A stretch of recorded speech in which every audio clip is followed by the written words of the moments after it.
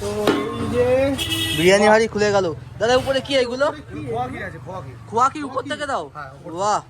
আর long রেঞ্জের rice কিন্তু তোমরা দেখতে পাচ্ছ বন্ধুরা, এখানে কিন্তু উপরে গোটা মশলা দেখা যাচ্ছে কিন্তু সুন্দর দেখা যাচ্ছে। লং আর যে খোয়া পিসগুলো দেখতে পাচ্ছ একদম গলে গেছে, মেল্ট হয়ে গেছে।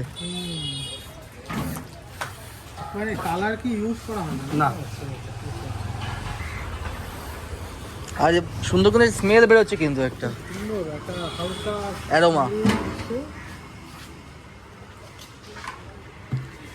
এখন ঘি যাবে তাই তো? এটা কি লোকাল ঘি? হ্যাঁ আমাদের লোকাল ঘি, সব নিউবার্ক থেকে আসে। সব নিবে। কতটা ঘি যাবে? এই তো 500 গ্রাম।